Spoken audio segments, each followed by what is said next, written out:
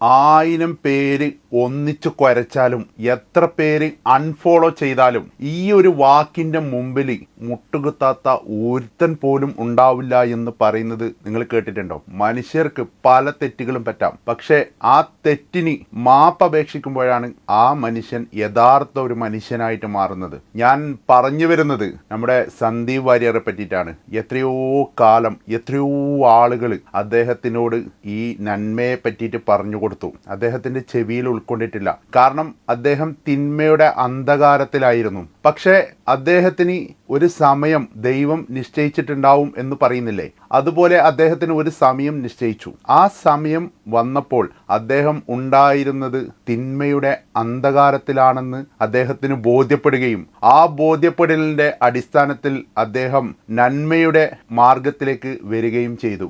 ഈ നന്മയുടെ മാർഗത്തിലേക്ക് വന്നപ്പോൾ അദ്ദേഹത്തിന് പലരും പല രീതിയിൽ അദ്ദേഹത്തിന് സൈബർ അറ്റാക്ക് ചെയ്യുകയും അദ്ദേഹം മുമ്പ് പറഞ്ഞ വാക്കുകളെ പറ്റിയിട്ട് പല ആക്ഷേപങ്ങൾ ഉയർത്തുകയും ചെയ്തു. ഈ ചെയ്ത കാര്യങ്ങൾ അദ്ദേഹം അവർക്കുള്ള മറുപടികൾ ഏത് രീതിയിലാണ് കൊടുത്തതെന്ന് ഒരാൾക്ക് പോലും സ്വപ്നത്തിൽ പോലും വിചാരിക്കാൻ പറ്റാത്ത മറുപടിയാണ് അദ്ദേഹം കൊടുത്തത്. അതും മുസ്ലിങ്ങളുടെ ഇസ്ലാമിന്റെ രണ്ടാമത്തെ ഖലീഫ ഉമർ റളിയല്ലാഹു അൻഹുവിന്റെ പേരുദ്ധരിച്ചുകൊണ്ടുള്ള ഒരു മറുപടിയാണ് അദ്ദേഹം കൊടുത്തത്. ആ മറുപടി നിങ്ങൾ ആദ്യം ഒന്ന് കേൾക്ക്. ഖലീഫ ഉമറിന്റെ ചരിത്രം അറിയില്ലേ? പ്രവാചകനെതിരെ എന്തൊക്കെ ആക്ഷേപമായിട്ട് നടന്നയാളായിരുന്നു. പക്ഷേ ആ ഖലീഫ ഉമർ നിലപാട് തിരുത്തിയപ്പോൾ ചേർത്ത് പിടിച്ച ഒരു സമുദായത്തെയാണ് ഇവരിവിടെ തെറ്റിദ്ധരിപ്പിക്കാൻ ശ്രമിക്കുന്നത്. എനിക്ക് നല്ല വിശ്വാസമുണ്ട്. എന്നെ കേരളത്തിലെ ലക്ഷോപലക്ഷം വരുന്ന മതേതരത്വ വിശ്വാസികൾ, മതേതര വിശ്വാസികൾ, മതനിരപേക്ഷ വിശ്വാസികൾ എന്നെ നെഞ്ചോട് ചേർത്തിട്ടുണ്ട്. അത് CPM-നും BJP-ക്കും ഒക്കെ ബോധ്യം വന്നിട്ടുണ്ട്. പരാജയം CPM-നെയും BJP-യെയും തുറച്ചു നോക്കുകയാണ്.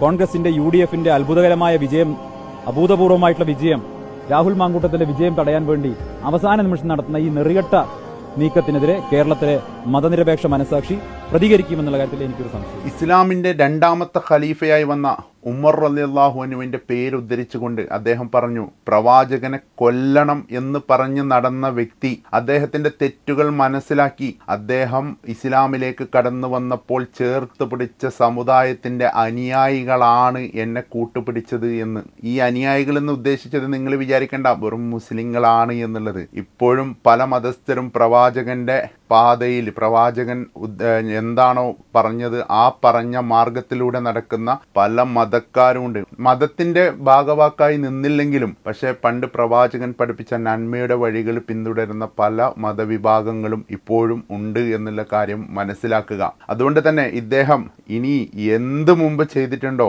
അദ്ദേഹം പബ്ലിക്കിൽ വന്നിട്ട് അതിന് മാപ്പ് ചോദിച്ച് അദ്ദേഹത്തിന്റെ തെറ്റുകൾ തിരുത്തി അദ്ദേഹം നന്മയുടെ മാർഗത്തിലേക്ക് വന്നിട്ടുണ്ടെങ്കിൽ ഇനി നിങ്ങൾ എന്ത് കോലിലടക്കം സൃഷ്ടിച്ചിട്ടും കാര്യമില്ല എന്നുള്ളത് മനസ്സിലാക്കിയാൽ നിങ്ങൾക്ക് നന്ന് എന്നാണ് എനിക്ക് പറയാനുള്ളത്.